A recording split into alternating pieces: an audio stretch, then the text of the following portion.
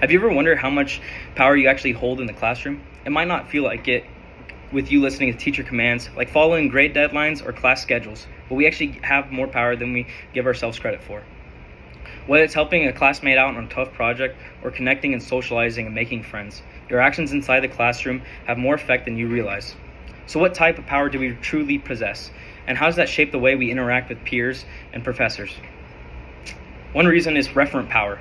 Referent power is when you are able to culminate and captivate a group of people on the basis of how you treat them. Just treating someone with respect, empathizing with someone, or just being kind to someone is how you show referent power and become a true referent leader. I think it creates better relationships. You want to work with someone that you actually care for and that cares for you, and showing a similar sort of respect makes it easier to work in a group setting. I think it also promotes group satisfaction. You want to work with someone that you actually care for and cares for you, and I think that everyone that is kind to each other has more of a satisfaction than you being rude and telling someone to do something. I think influence isn't all about relationships, but how you use the information to help you lead. This goes to my second reason, informational power. I think it gives you more clear information and communications towards other group members. If you're able to understand something better than someone else, you're able to tell it to someone that wouldn't normally know in a different way that could help them understand it. And I think this also goes into better planning, because if you've already done the task before, you're able to understand what went wrong and what could be changed. Understanding the power I have as a student allows me to garner stronger relationships and help influence my peers. Though this is only the first step, with the information I've learned, how do I become a leader that influences more in a meaningful way? Leadership theories have taught me how to become a more effective leader without being rude or inconsiderate. True leadership is about building each other up and bringing each other together. I think one of these is applying servant leadership to other areas.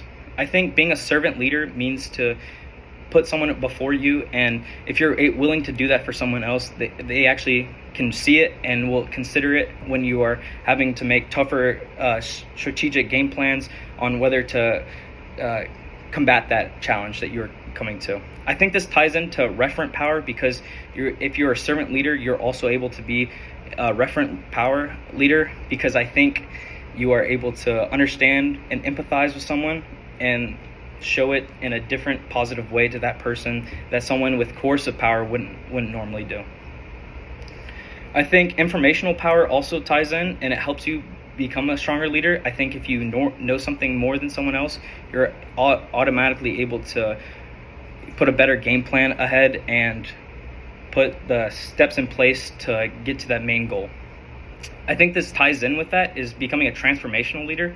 I think being a servant leader, a referent leader, and an informational leader help become a transformational leader, because it allows you to really understand what that main goal is and what everyone else is trying to achieve around you, and it helps you achieve that main goal. Just because we are a student doesn't mean we don't have our own power in the classroom. We have so many ways to show our influence through each other as classmates or peers. Recognizing this is just the beginning. Though learning these different power bases, I've been able to grow as a leader, understanding that leadership isn't about control or telling something to do something, but growing together as equals. The next time you find yourself in an academic environment, ask yourself, how can I use my power to benefit others around me? The sources I use to help with this speech is Informational Power Definition, Sources and Importance by Hitesh Basin. And then What is Referent Power? Your Guide as a Leader by Maggie Wool.